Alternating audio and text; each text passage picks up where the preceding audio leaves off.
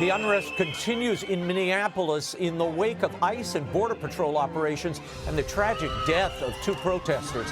What is fanning the flames and how to bring the temperature down? Security expert and former New York Police Department officer Patrick Brosnan is here with his perspective. Hollywood awards season is underway. The Oscar nominations were recently announced, but is anybody watching? Film critic Christian Toto shares his best and worst of the year, and will celebrate 30 years of The World Over with one of our earliest shows. Highlights of my interview with the late, great John Cardinal O'Connor. The World Over begins right now.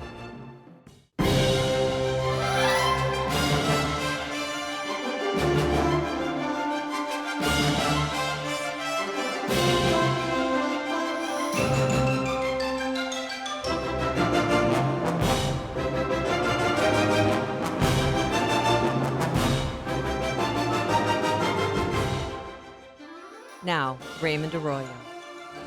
A warm welcome to all of you joining us in the United States and the world over as we celebrate our 30th year. We've got an important show for you tonight. If you'd like to comment, send me an X post. I'm at Raymond Arroyo and always at Arroyo Grande Show on YouTube. As we mentioned up top, tensions continue to rise in Minneapolis.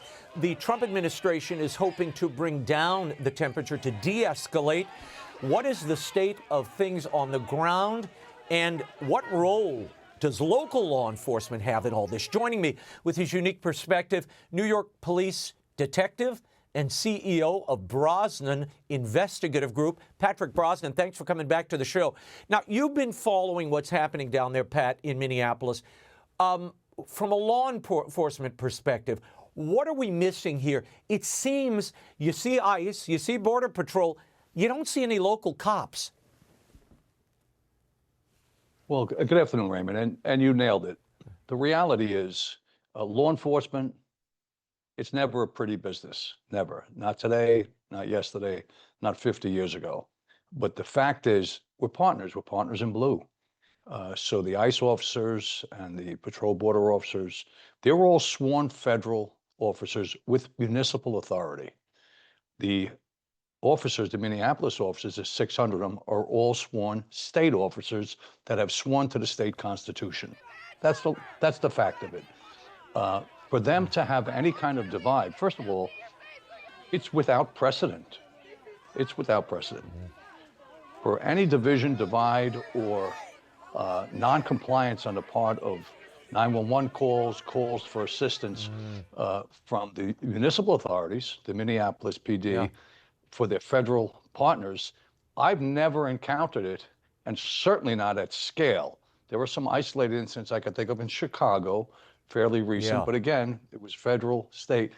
This is unheard of stuff, and their leader there, the chief, seems to be, by all accounts, not a good leader, in my view. He's not a leader of men.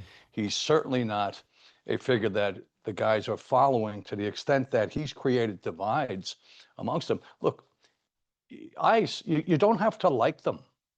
You don't, but you have to obey them. They have authority. They're federally sworn, federally trained, and they have a mission. And that's just the way it is.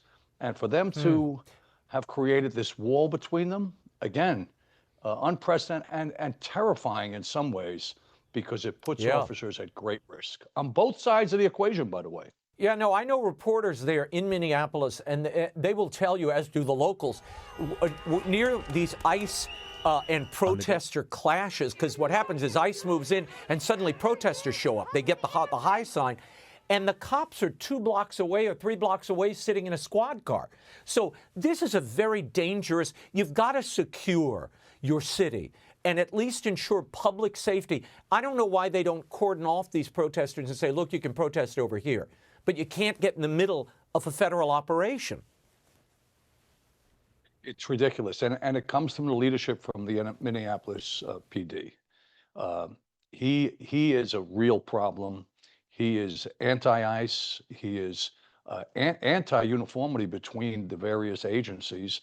And the reality is people are being put at risk. He's playing Russian roulette with the lives not just of federal ICE officers, but also his officers, because there are protesters who will just lump law enforcement into one bucket. And they don't care if they have a blue uniform on or if they're masked. and they have a different color uniform on representing ICE officials.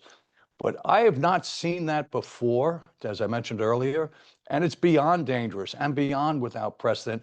And it has to do with the rhetoric from the top. And I hesitate to even use rhetoric, Raymond, because it's really poison. Rhetoric is too kind of a noun to use. This is poisonous invective. You know? I want to talk about this death of Alex Prady, who was shot. He was again in the middle of a federal operation, taunting officers, protesting against them. He had a firearm. The administration initially characterized this as a clear case of self-defense. But eyewitness video tell a more complicated story here. What's your assessment of what happened when you saw it? So I've looked at the tape probably 50 times. I've looked at the compendium of tapes that the New York Times did, the Wall Street Journal did, all the different ones. And I will tell you, as someone who has reviewed professionally in private industry hundreds of tapes, I always suggest to take a step backward, let the facts develop incrementally. That's the confluence of ear witnesses, eyewitnesses, videotape, also audio on the tape, and other factors that in totality provide the story being from the very beginning to the middle when the rounds were discharged to the end. And as of right now, as far as I'm concerned, it's inconclusive and it's premature in the arc of the investigation to make an investigative decision or an interim disposition relating to the justifiable nature of it. I will stand by my advice, Raymond. Yeah. If you're armed and you approach law enforcement in an aggressive way while armed, you're really putting your life in danger, because if they identify it, and this is constitutionally valid, if they identify that as a threat that's imminent and deadly, that's where deadly physical force comes from. When you couple that, Patrick, with what you've been talking about, a lack of local law enforcement protecting both the citizenry, the protesters, and the ICE agents, it creates a nervous, tense moment. And these guys don't know what happened, and they feel under stress. But we should also share this video, authenticated by the BBC, released this week.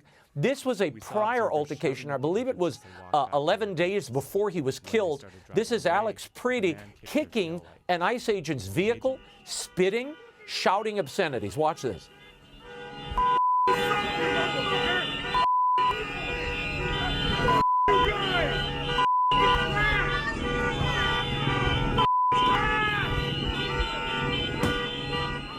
Look, none of this is to justify what happened 11 days later, but it does give us some insight into at least the mindset of Mr. Prady when he engaged with officers, and perhaps gives us a wider context of why a tragic moment like this might have happened.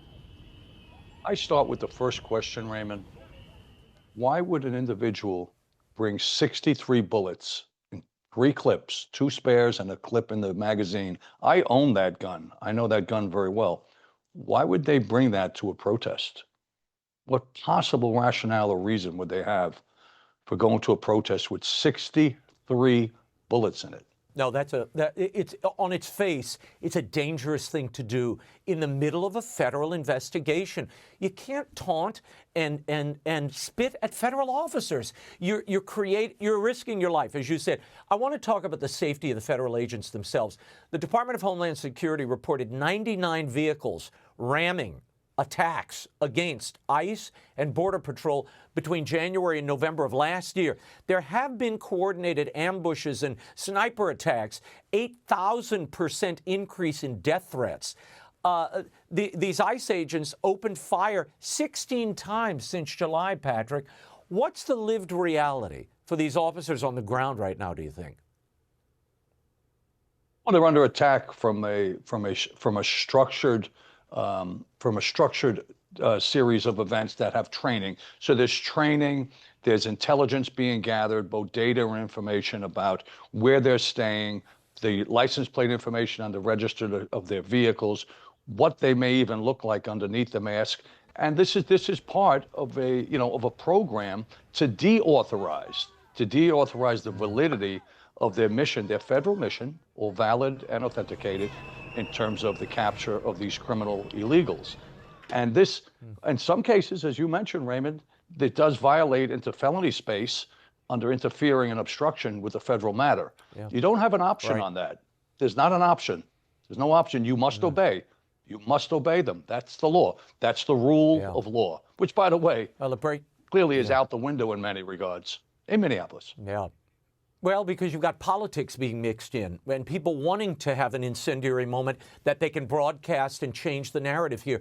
And this is so awful because you're putting agents at risk, you're putting the protesters at risk, and the public well-being at risk. On Monday, Border Czar Tom Homan arrived in Minneapolis to help take charge of this situation. Now, he's there under President Trump's orders.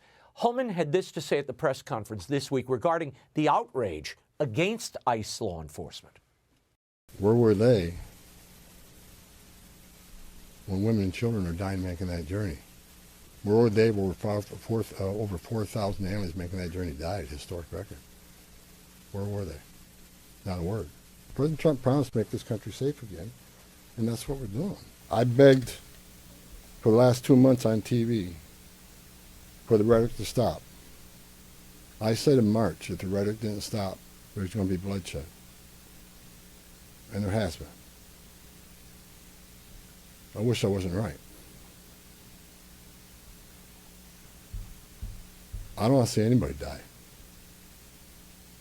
Not officers, not members of the community, and not the targets of our operations.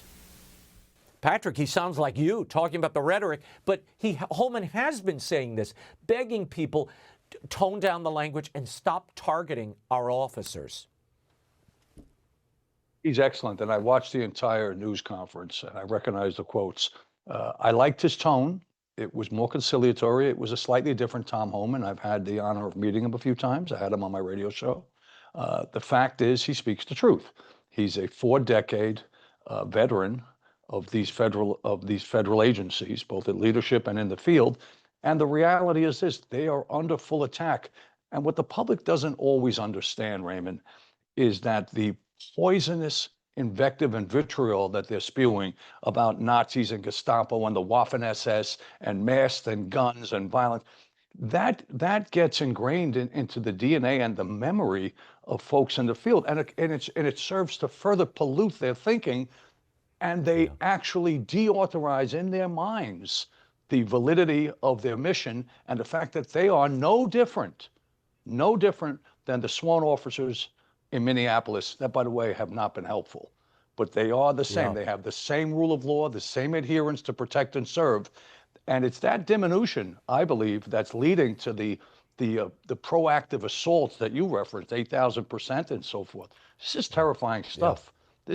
This is really bad. And by the way, we're in the middle of an Arctic freeze. What happens when we have a full moon and 90 degrees?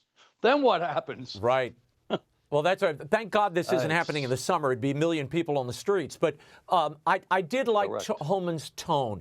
It was tamping things down, and you've got the reassignments, and you've got, a de-escalation in place. Let's hope this works. But at the same time, and this is what's so disturbing, you have Bruce Springsteen releasing a song basically saying any brown or black person can be deported, which is ludicrous. You can't do that. And as a Hispanic, I take offense at that. We've also heard a great deal from the U.S. Catholic bishops on ICE and Border Patrol operations, including Cardinal Joseph Tobin, who issued this video message asking that ICE be defunded. In this week, when an appropriations bill is going to be considered in Congress, will you contact the senators and representative from your district? We ask them for the love of God and the love of human beings, which can't be separated. Vote against renewing funding for such a lawless organization. Patrick, you've been in law enforcement your whole life. Is ICE a lawless organization? And does this endanger the lives of the Catholic ICE agents who are on the street?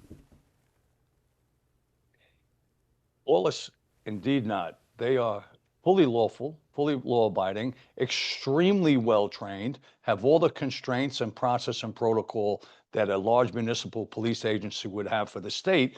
This is just a biblical level pile-on, Raymond. That's what it is. They're just piling on. They feel that they have wind at their sails, and they're just pushing to defund. Meanwhile, do they want these rapists? Do they want these murderers? Do they want these burglars and robbers to be free on the street? These are illegal aliens that have criminal records. Criminal records. If they would just let the ICE agents go in, one ICE agent could go in and transfer a criminal outside of the police agency, out of corrections, and put them in cuffs. Now it's got to be 15 of them. So the blood is on their hands.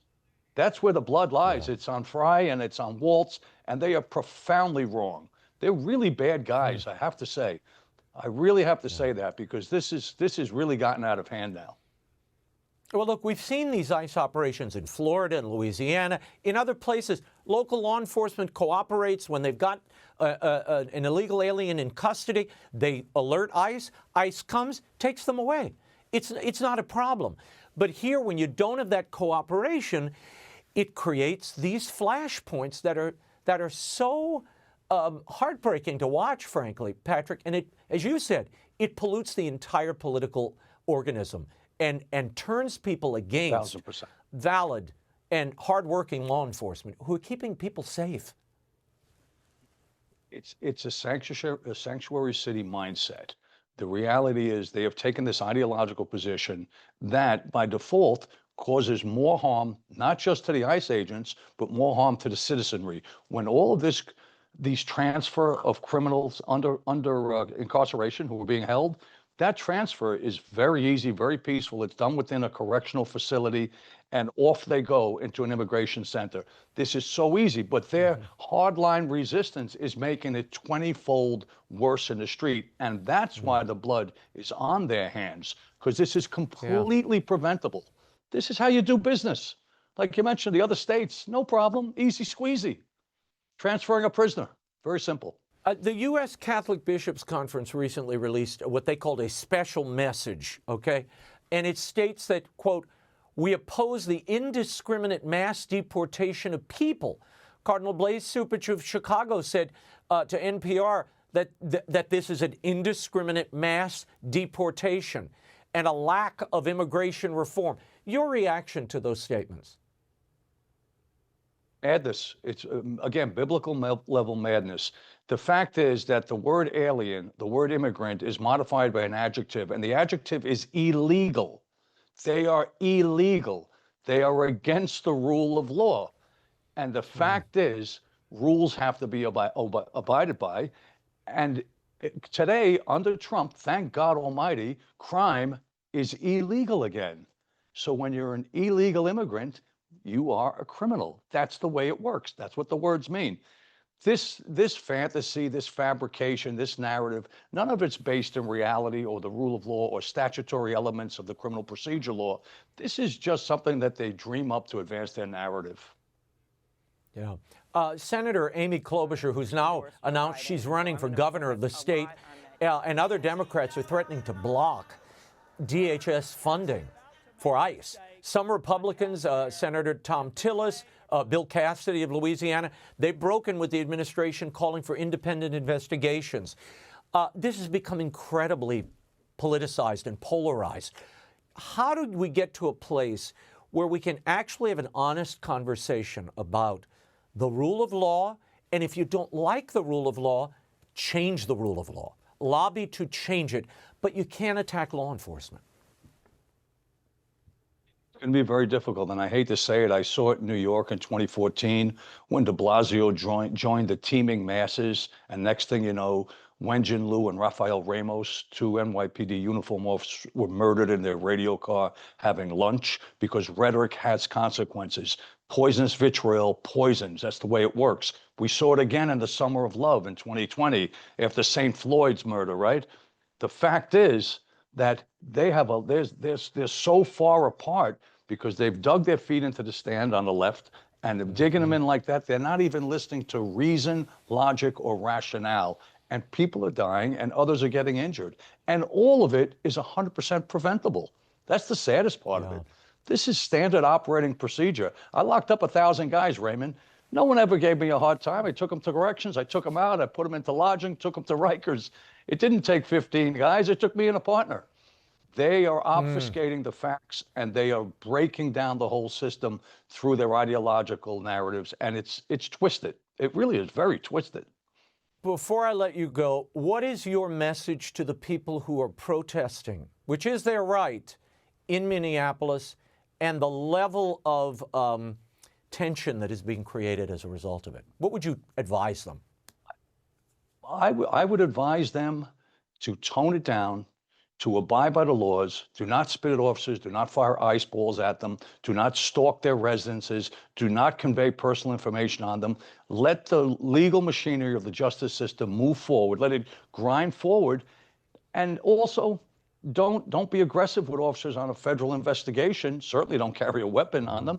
And things will work. They will work. They'll go into court system. That's why it's the rule of law. It's the process, the procedure, the protocol of law.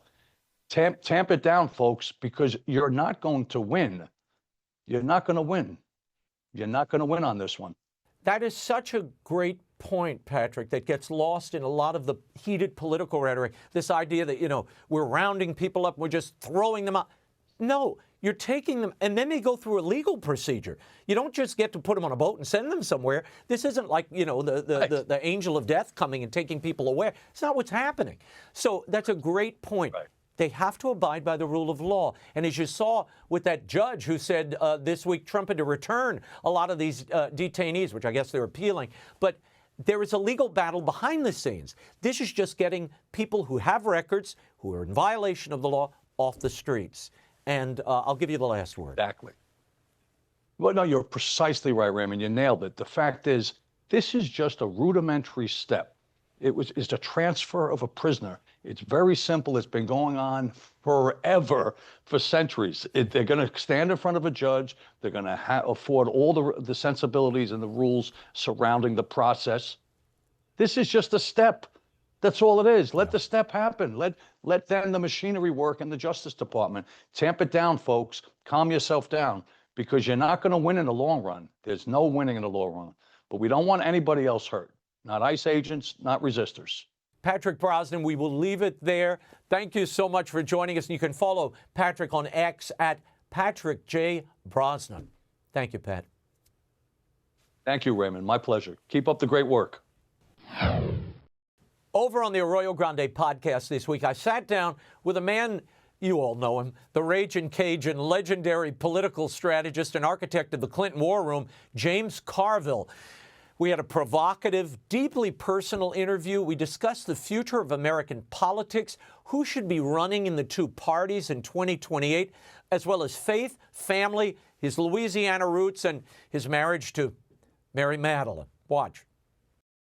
I want to talk about your dear wife, Mary. Sure. Who I'll be, in full disclosure, is a friend. Both of you all are. Of course. But you met.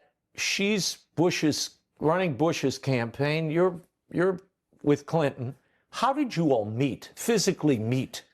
So there was a story. A guy named Jim Perry, a Wall Street Journal story, and it was me and someone. But it was about, here's this guy that's kind of hadn't appeared on the radar screen. He's winning all these elections because we had Casey, Wilkinson, Lautenberg, and I was in the middle of the Zell Miller race in Georgia. I was going to, but I had a hot streak in there at Harris, Wofford, and Clinton. Yeah. And so Lee Atwater said, I want you to go date this guy and figure out what he knows that he's winning these elections. Wait, so Mary was sent as the honey trap for you? Absolutely.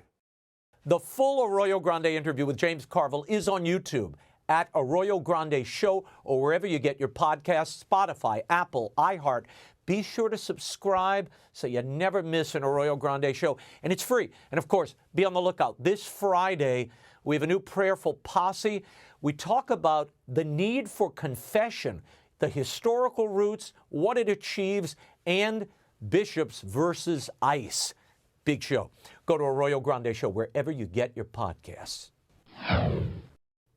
Oscar nominations were just announced, and Hollywood's doing what it does best, congratulating itself.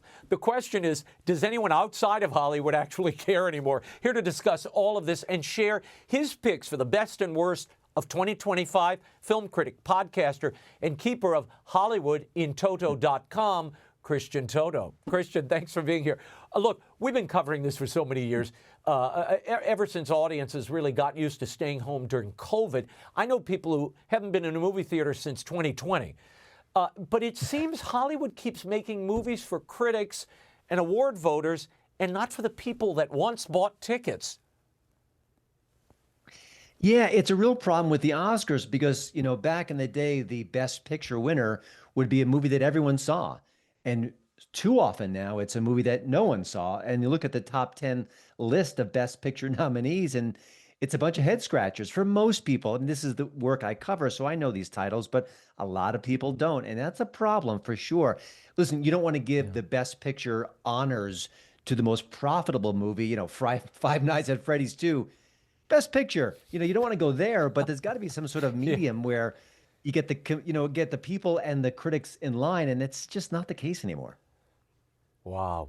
Yeah, Robert Davi was on the podcast a couple of weeks ago, and he's a Academy voter. His concern is you're allowing foreign films to qualify for Best Picture, edging out American films that, you know, this is their moment. Are there too many candidates for Best Film now? Well, it's an interesting observation. I love Robert Davi, and he knows what he's talking about. And there has been more of an emphasis on giving international films more prestige, more spotlight in the Oscars, and often winning the biggest prize. So he's partially right for sure. But I think the bigger issue is that there's just a disconnect with the public as far as the movies being made. A lot of these films, listen, they're well crafted, they're interesting, they're smart. I don't want to, dismiss them. But it's niche programming in a sense. You know, one of the rare films that doesn't fall into that category is F1. It was a wonderful movie, came out last year. Brad Pitt. You know, it's the kind of movie that has that Top Gun Maverick spirit, in part because the same director did it. But, you know, those are the kind of movies that are the aberrations. They're the exceptions right now. It's more like Sentimental Value, which is a very good film, but, you know, no one saw it. No one saw it. Was F1 nominated for Best Picture? Yes, it was. Surprisingly so. So it made the cut. Yeah, barely, I'm sure. Listen, it has no chance of winning, but the fact that it was in the top 10, it's something, I guess. Yeah, but 10. I mean, you're picking one of 10. It used to be like 4. Now it's 10. It's just, and again, it's like 9 movies no one's ever heard of. But we heard a lot about these 4-quadrant blockbusters that were supposed to bring everybody back to the theater, male and female, and over 25, under 25. Do you think we'll ever see the E.T. or Star Wars numbers again that has that much cultural impact? Or has the entire market just splintered into pieces? I'm pretty cynical about that era coming back to where it once was. Maybe Lord of the Rings, the last film which won Best Picture, was a good example of a film that kind of, checked all those boxes. I don't think we're going to see many movies like that moving forward. Hollywood is good at the big noisy blockbusters, and that's perfectly fine, and that there's a place for them. But then they don't make these other great movies that really speak to the human condition. And the perfect example is One Battle After Another. It's the Leonardo DiCaprio movie. It's the likely Best Picture winner. And while it's well crafted and well acted, it's morally repugnant. And I don't really say that loosely. It's a story that basically takes Antifa-like groups' side against the U.S. government. They're the good guys. So how can you even meet Hollywood halfway if that's what's going on? Yeah. No, I found it and watched. I think I made it through 20 minutes of that movie, and it was just, I agree with you, it was morally repugnant. And the storyline was just ugly. The character, these are not people I wanted to spend an evening with or even an hour and a half. The Oscar nominations came out, and Ryan Coogler's Sinners got a record-breaking 16 nominations. It's an African-American vampire flick. That's more, by the way, than Titanic and La La Land. Your take on that movie, or is this worthy of that nomination, or is this Hollywood falling in love with its own reflection again? It's a little bit of everything. It is a very good film. Ryan Coogler is a super talented director. He really reinvents the vampire genre. Much of the movie is about culture and racism, but it's not really lecturing us until the very end. There's a kind of a unfortunate scene. So I think it's worthy of the honor itself, but 60 nominations. I mean, it's the most of all time. It is not one of the greatest films of all time. So there's a disconnect there. But it is a good film, and I think it's worthy of the nominations for the most part. And also, a lot of people saw it and liked it. The word of mouth was big. It would grow week after week. So it wasn't just a critical darling. It's a rare film where audiences really savored it as well. Yeah. What was your favorite movie of 2025? I have two. One is another horror movie called Weapons. I thought it was really beautifully assembled. It was different. It was scary. It was intriguing. But I loved Marty Supreme with Timothée Chalamet. Listen, I grew up in New York, so maybe some of the New York reflections echoed with me. But it just felt brimming with imagination and insight and humor. And it was novel. And, you know, the main character is very unlikable. But Chalamet's performance is so charismatic, you can't help rooting for him, even though he does bad thing after bad thing after bad thing. But there is some character growth in there as well. Yeah, no, he's a slippery kind of, oily character, and you're like, oh, this guy. But you end up pulling for him. But I don't want to ruin it for people. But the opening of the movie and that beautiful reveal at the end, the big character payoff at the end, is worth the price of admission. I'll say this, I found it to be a very life-affirming movie, which is a rarity when you go to the films today. Yeah, and Chalamet's a force of nature. He picks his films well. He's at the top of his game. I think he will win Best Actor this year. He was terrific in the Bob Dylan movie from a year or two ago. So I think it's a movie worth celebrating. It's made 80, 90 million US box office. That's pretty good too. It's connecting. Yeah. Let's talk about faith-based movies, family films. There was a time when you had a lot of this product. You and I have discussed this before. There's clearly an audience for these movies. I know Mel Gibson is working on his Resurrection, his Passion sequel. I'm sure that'll be a huge movie in 2027.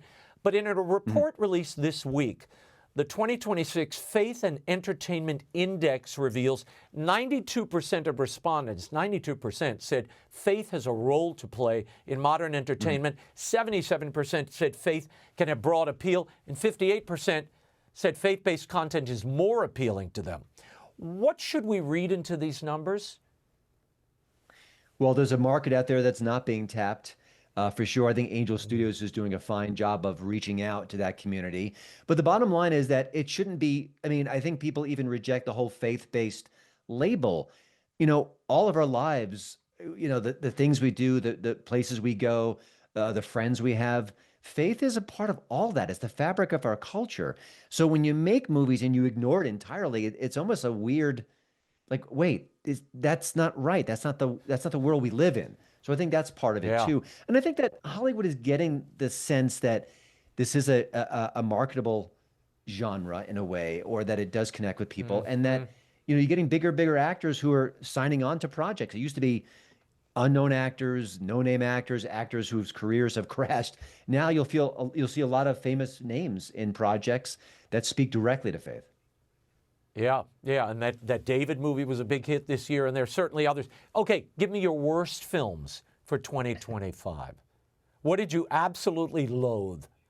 I'll give you two. One, it's shocking because Robert De Niro, gangster movie, it's like almost gold. Yeah, how could you miss? But The Alto Knights from last year, missed by a mile. He plays two characters in the film. They're not brothers. It makes no sense. It's a terrible, boring, misbegotten movie. I can't believe it exists, and it's just the worst.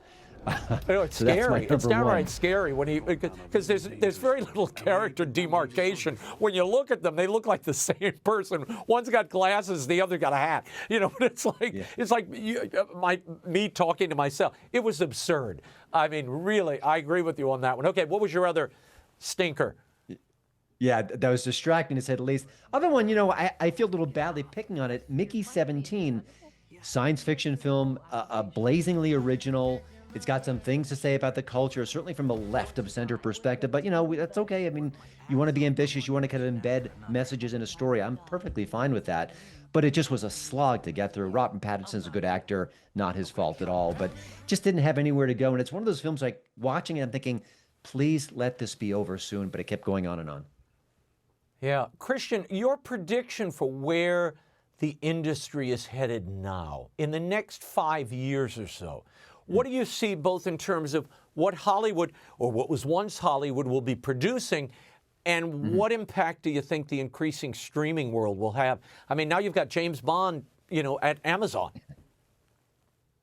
Yeah, my crystal ball is pretty fuzzy just because there's so much change going on culturally, technologically speaking as well. I think if Hollywood really course corrects and listens to the audience, there could be brighter days ahead. I don't see that right now. I've seen minor flourishes where, I think the woke storytelling is starting to ebb away. That's a good sign. That's the industry realizing this is not selling to the public. But I think that the mid-sized movie is really in trouble. You're going to see those movies go on Netflix and Prime Video, and you're going to see a lot of smaller films and big budget films really dominating the marketplace. So I don't know, but then the rise of AI may give all this technology to the everyman, and then he or she could tell stories that are really impactful and just bypass all the gatekeepers. That could be the sleeper of what we're going to look at in the next 5 years. Well, one of the most exciting things I see is family entertainment without agenda seems to be coming back to the fore. You saw Disney with Zootopia 2. They seem to have returned to, or trying to return to, kind of the center of family entertainment. I guess they got a memo after all the bombs and stinkers of Snow White, etc. I agree. And, I think you mentioned a couple of films. Inside Out 2 as well was wildly successful. Yeah, Disney got the message. It took a while, took a lot of lumps, made a lot of bad movies, but they finally realized you just can't put this kind of lecture-filled, inappropriate material in kids' films. You think that's like business 101, but they had to take a few years and a few massive flops to understand what's going on. So they got the message, and other people in Hollywood have as well. But it's a slow learning industry. We saw during the George Bush years that anti-war film after anti-war film after anti-war film flopped in major fashion, and then finally they stopped making them. Finally, but they don't take notes, they don't listen, and sometimes they have to learn the hard way. Well, they listen to themselves. I expect to see a lot of ice buttons and hear and watch clips that none of us have ever seen, or with people that none of us have ever seen. I mean, I was watching the Golden Globes. I didn't know, I would say 3/4 of these people I've never seen in my life before. And I actually go to the movies, like twice a month I'm in a theater. Yeah, it's the new normal. I mean, the movie stars of yore are getting older. Denzel Washington, Harrison Ford, they can't last forever, sadly. And the new crop, they're interchangeable. And when they get really political and, more importantly, really nasty, all of a sudden, that movie star aura just goes away. It's just not there anymore. And some of this is not their fault. It's the culture. It's the overexposure. I get that. But, the anger and the antipathy, it's towards us, towards the average viewers. Not good. Not good for the industry and not good for movies. These red carpet reporters baiting them with these political questions. It's like asking me about the stock market, or how do you remove a goiter? Well, what do I know? This is way outside my area of competency. Stick to the movie and the entertainment industry. I'll give you the last word. Couldn't agree more. It's a great point. It's the journalist's fault partly. That's not really why they're there. But you know what? The journalist wants the message they're going to get to be plastered all over the world. And they can't say it directly, but they can ask an actor who's hard left of center to do the honors. They do the honors. They get lots of publicity. Just how the system works. Well, Patrick Wilson this week was on a red carpet for some movie, and he said, you know what? Nobody's interested in what I think. Nobody's interested in my perspective, and that's not why I'm here. I loved that answer. He's suddenly my favorite actor this week. Christian, we'll leave it there. You can follow Christian's always insightful movie reviews and commentary at HollywoodInToto.com. Christian, come back soon. Will do. Thanks.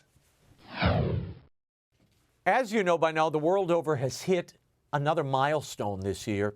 We turned 30, and to think I started the show when I was only 5. So we want to celebrate with all of you by featuring highlights of some of the best moments over the last 3 decades. In the summer of 1997, I went to New York City to profile one of America's greatest churchmen, Archbishop John Cardinal O'Connor. He served as the Archbishop of New York until his death in 2000, and he opened up to me about his incredible life, his family, as well as his well-known pro-life witness. He also shared some very prescient observations about the post-Vatican II liturgy. In a recent column in the National Catholic Register remembering O'Connor, Archbishop Nelson Perez of Philadelphia called him a saintly hero who lived a life of service, courage, and humility, and a towering figure in Catholic life. I have to agree. When John Paul II appointed O'Connor Archbishop of New York, it was said that he was looking for a man like himself. So that's where I started my interview, asking the Cardinal if he noticed any similarities. Take a look. I don't personally see any of the resemblances that other people might see, because You I look don't? at him. No, I look at him with so much awe, and he's spiritually up in the stratosphere. He's a mystic to begin with, in my judgment. The other is that he's a world-class philosopher with a specialty in phenomenological personalism.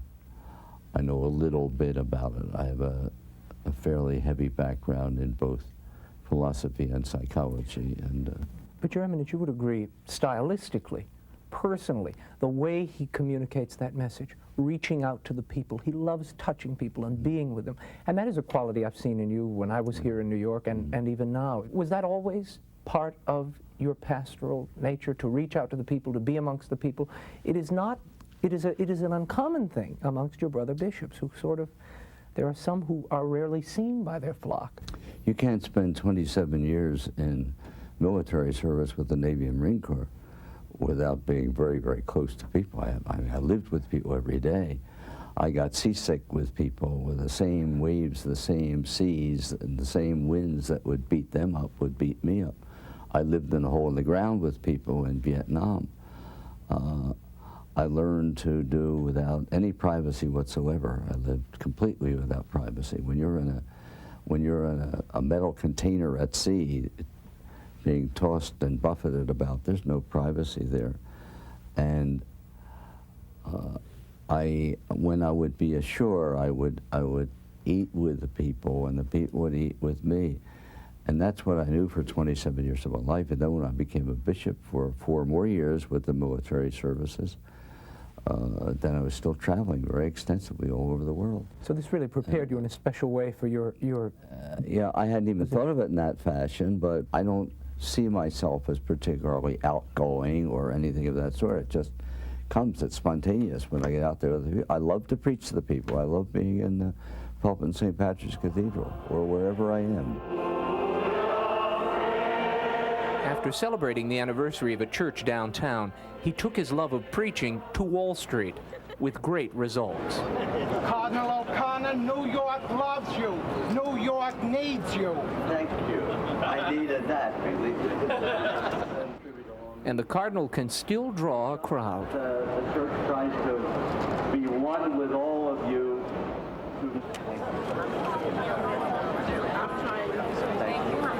I don't feel any gulf between the people and myself. And then when I get to these parades, that goes with the territory. You know. During our visit, the Cardinal celebrated the Puerto Rican Day Parade from the steps of St. Patrick's. He has the rare ability to mix with any group of people and instantly become one of them. Was that always part of your personality from childhood on? Were you gregarious? Were you easy with people? I don't think so,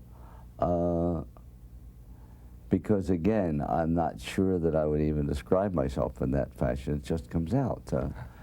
I'm not a self-describer. I don't spend any time doing that. But I think that I was normal as a kid and in high school and in the seminary. When was the moment you knew you wanted to be a priest? Was there any one moment? That's a funny story. I have a cousin who was just about the same age, and he came to see us with his mother in Philadelphia. His father was dead, and I'll never forget, on the living room floor. We lived in a little row house in Philadelphia, tiny little house.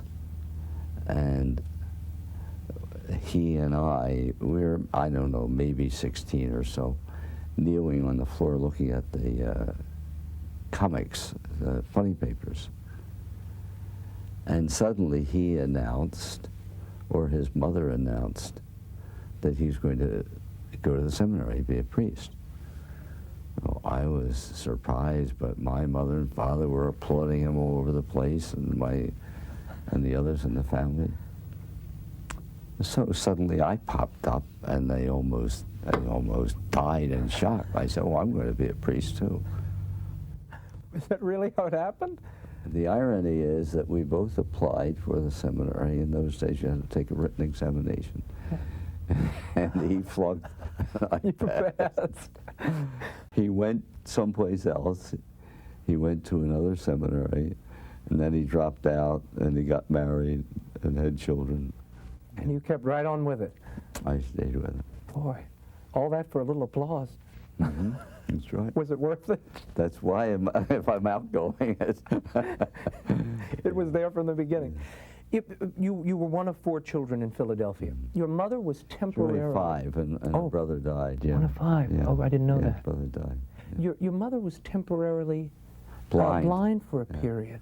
Did that have any It's a impact? remarkable thing. Yes, I think it did, because I was a little kid, and I remember in the aftermath, I don't remember the period of blindness itself, but for several years, she still had to be going to a doctor for all sorts of exercises and whatnot.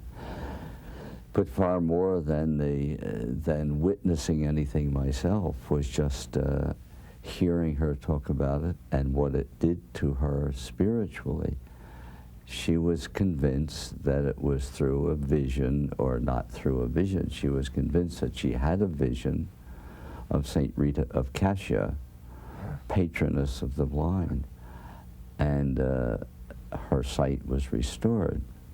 She was completely blind. And from then on, she never missed the annual novena to the shrine of St. Rita of Cascia. It didn't matter, hot, cold, night, day, and she had to take 2 trolley cars and a bus to get there. And she'd go all by herself and come home all by herself. Well, that made a very profound impression. So when people ask me, when did you think about becoming a priest? I don't really know, because that was part of my earliest intake from my mother. Your sister, your older sister, said something very interesting that I came across, Dorothy Hamilton. Yeah, she was always saying things. You had nothing, but were always looking for anyone who needed help, even as a child. Why? Yeah, I don't know where she got that. I think that's hindsight on her part. I think she's very proud of me now, and she thinks it must always have been that way. I don't know why she would have said that, but I read that someplace. That's great. I'm glad that's You're flattered by it.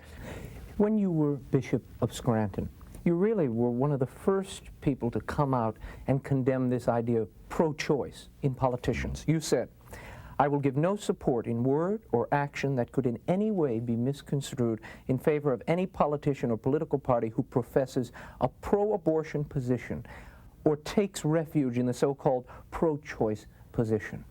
Now, you know as well as I, this is not necessarily shared by everyone outside of the church or in the church necessarily.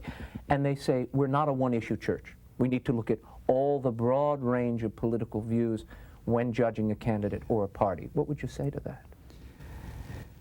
Yeah, I try to be outgoing, but I've never specialized in popularity. That hasn't been my dominant concern through the years. I think that's an evasion on the part of even Catholics. You might get it even from some priests. You might get it from some bishops. I don't know that you do, but you might get it from some religious or from some Catholic lay persons that we are not a one-issue church. Well, that to me, that's just double talk, because life is the basic issue. And if you want to say someone who's trying to defend life is a one-issue person, then say it, that's fine. But what else is there to defend or be concerned about if the person is dead except bury him? Then that's a corporal work of mercy that you have to carry out. But that's just, to me, that's an absurdity. Of course, we're concerned about the poor, but you shouldn't have to spell all those things out. They're all part of the code. They're part of our creed. They're part of our belief. But they all stem from the reality of life itself. No life, you don't have any racial problem, you don't have a Semitic problem. Is that how you would answer your critics who say sometimes they charge you with going outside of morals? Yeah. They say you're getting into politics. Yeah, sure. It's the old story that I've written about before. It's every preacher knows it, that about the fellow who sat there applauding the preacher when the preacher was condemning adultery and theft and lying and corruption and whatnot. And then the preacher started talking about drunkenness. And he jumped up and said, now you're not preaching anymore, you're meddling. You know, it all depends on whose ox is gored. If you cannot avoid speaking about public policy, and public policy, an awful lot of public policy has a moral dimension to it. Doesn't matter what politician holds it or doesn't hold it. Doesn't matter whether it's going to advance or impede someone's political status. It's public policy, and therefore by its nature it's open to assessment by everybody. And you don't stop becoming a citizen because you become a priest or a bishop. Some quick questions just before we go. Cardinal Ratzinger recently said the suppression of the Tridentine Rite in 1969 caused extremely serious damage in the Church. He says we need a reform of the reform, and that it was a serious break with the history of the liturgy. Do you think we need reform of the liturgy? Oh, gee, I don't think there's much question about it. I don't know if we need a reform of the liturgy, although I never lightly dismiss any terminology that Cardinal Ratzinger uses. Rather, I would think in terms of a faithful carrying out of the liturgy. If we took the rubrics as they currently are and were absolutely faithful to them and didn't introduce our own idiosyncrasies, our own fads, if we didn't fool around with them, and most particularly, if we didn't try to exercise, to celebrate the Mass as an act of political correctness, I think it'd be a totally different thing.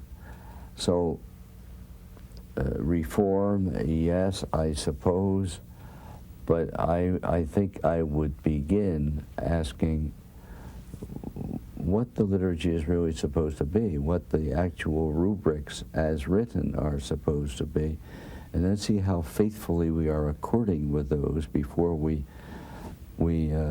try to determine what kind of reform is needed. Do you see the Latin as part of that, a return to the Latin, as he suggests there's somehow some tragic break? I think that many, many things, the liturgy was only one, many things could be looked at as victims of a tragic break.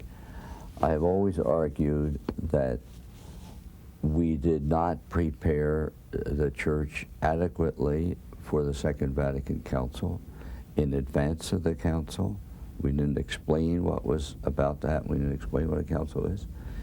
Then came the Council, and we left it to magazine journalists purportedly to tell the world what was going on at the Council.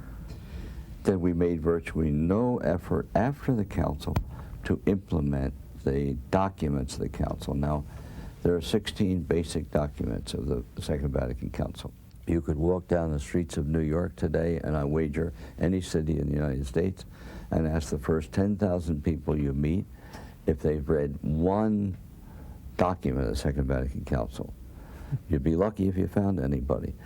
But you'll find a lot of people who will talk about the spirit of the Second Vatican Council. This is where I think the tragic break was, because they jumped from what they thought to be the thinking of the fathers of the council to what they thought to be the spirit of the Vatican Council, and they never paid any attention to the substance of the documentation. The same is true with the liturgy, I think. Whether it's in Latin or in English, in my judgment, is of far less importance than whether or not the Mass is celebrated reverently, thoughtfully, and in accordance with the rubrics. We are about to see a vote on an inclusive sacramentary and lectionary at the next bishops' conference. You were part of a group of cardinals who went to ask Rome to speed this along after several years of it languishing there in the Vatican without final permission. Why is this necessary? And will this help to enrich the liturgy? Why we went to Rome should be clearly understood. We went to Rome at the request of the president of the National Conference of Catholic Bishops, the cardinals did, but only to ask that Rome make a decision. We didn't go to pressure the Holy See into producing any particular version, approving or disapproving any particular version. But a proposal had been there for a good period of time. I think it's always unwise to have undue delays when people have conscientiously tried to work on something, whether they're right or wrong, whether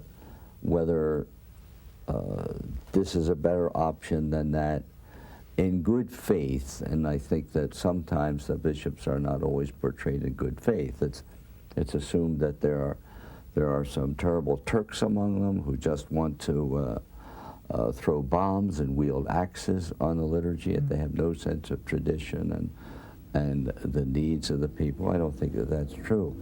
They're trying to the best of their ability to accomplish what they think is in the best interest of the Church, but then they always leave the final decision to the Holy See.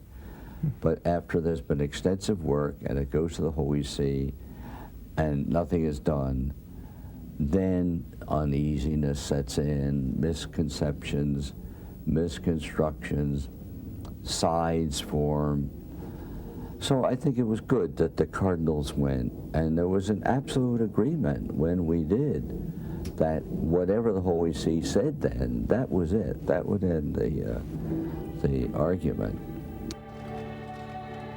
After 11 years of running the diverse New York Archdiocese, at the age of 75, Cardinal O'Connor submitted his resignation. He was bound to do so by canon law. And though it was submitted in January of 1995, the Holy Father has yet to accept it. At 77, he is as spry as ever. Some people have suggested that it was precisely in the week that he turned age 75 that instead of going up to the altar 2 steps at a time, he made it 3 steps at a time, lest anybody get the idea that he was ready to retire. When you do retire, how do you want to be remembered? I hope as a priest. That's it? That's it. He was such a good man. I wish we had 100 like him. The whole world would have shook. We will continue to celebrate 30 years of the world over as we make our way through 2026. We have some amazing surprises for you. That is all the time we have for now. Be sure to catch us next week. Until then, we'll be scouting the world over for all that is seen and unseen. On behalf of the staff and crew of EWTN News, thank you for watching. I'm Raymond Arroyo. Bye now.